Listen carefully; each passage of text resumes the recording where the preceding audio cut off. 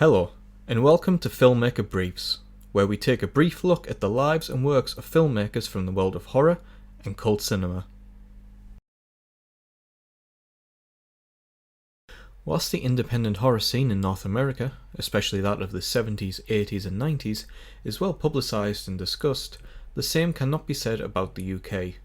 The films of Hammer and Amicus are well documented, and the video nasty era has been explored in great detail, but not a lot has been said about many of the films and filmmakers that emerged from that boom of supposed video sadism. Jake West is one such example of a director inspired by the titles that lined his local video shop and all-nighters at the infamous Scala in King's Cross. Catching the filmmaking bug from classics such as Phantasm and The Evil Dead, West began in the same way many do, by studying the craft and making short films. Upon graduating with a BA Honours degree in film and video from the West Surrey College of Art and Design, he made 1995's Club Death, a morbid moral tale about corporate life in the great beyond. He followed this up with the short MIA, which starred future collaborators Eileen Daly and Mark Craven, and so West began to lay the foundations of his career.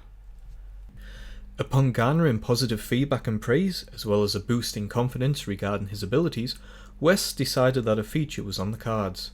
Inspired by vampire films of his youth and an interest in fetish photography, perhaps inspired by friend Nigel Ringgrove of Redemption Films, he penned out the gory and stylish Razorblade Smile. Starring the aforementioned Eileen Daly and Mark Craven, Razorblade Smile is the story of leather-clad Lilith, a 19th century vampire living in the modern day as an assassin. After a series of hits on elite businessmen, her activities soon become noticed by the Illuminati. The film was taken to Cannes and sold to UK distributor Manga, whom provided a successful marketing campaign. Releasing in 1998, the film proved a success on VHS and DVD and provided West with the career boost he desired. The next step in West's career was not the follow-up feature he perhaps expected, but it was a step that has proved lucrative for him and allowed him to display his passion for horror and cult cinema. Working with companies such as Anchor Bay, West began to direct and edit a vast array of documentaries and DVD extras for the boom in home video market. Around this time, he also began providing editing services to other filmmakers and directed the short film Whacked in 2002. West's next feature came in 2005, the gore-drenched horror comedy Evil Aliens, starring British cult icon Emily Booth as reporter Michelle Fox.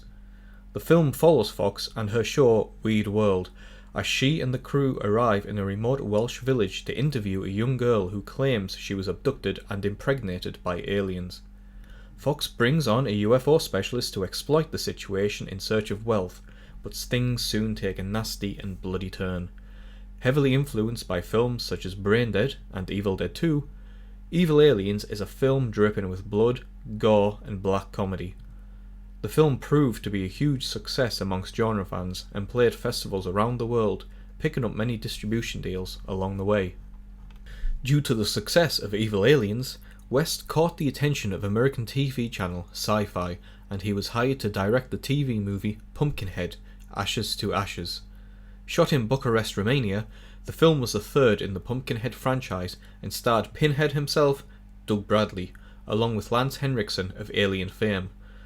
After a mortician decides to dump the deceased into a local swamp, instead of cremating the bodies, the townspeople become angry and enlist the witch Haggis to summon Pumpkinhead, whom once resurrected goes on a murderous rampage.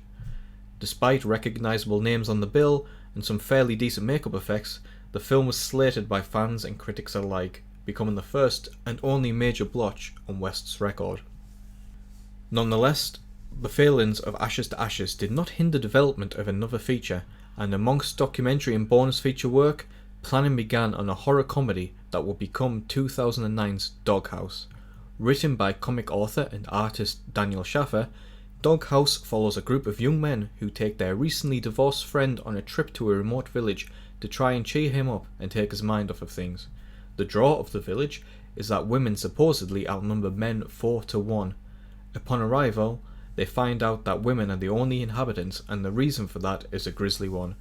Featuring a recognisable British cast such as Danny Dyer, Stephen Graham and Noel Clarke, along with the return of Emily Booth as the Snipper, the film received praise from horror audiences and had modest success at the box office before hitting home video.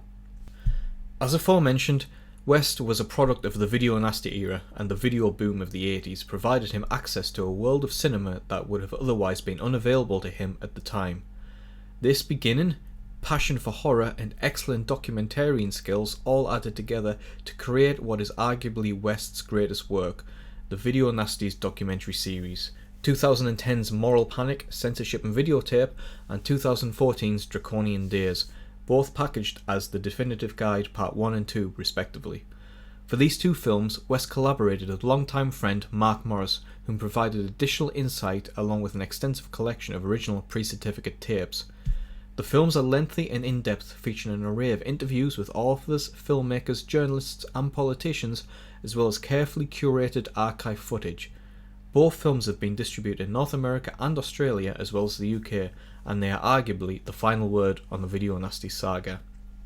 As of today, Jake West continues to create fantastic documentaries for labels such as Second Sight and Arrow Video.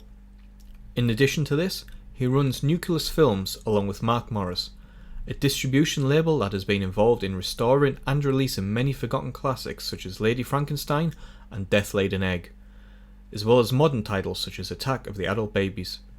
He also continues to collaborate with other filmmakers.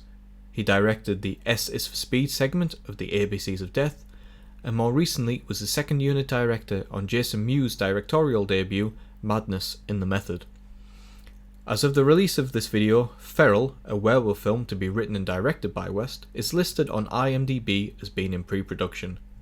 It will be very exciting to get another feature-length fictional film from Jake. Overall, Jake West deserves a lot of praise.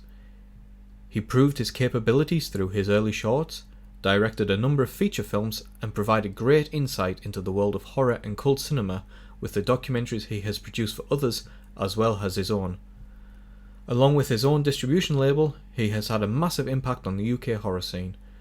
All of his films are highly recommended, especially the two Video Nasties documentaries, and this channel looks forward to seeing what comes next from Mr. West. Thank you for watching. If you have enjoyed the video, please like, subscribe and leave a comment below. See you next time.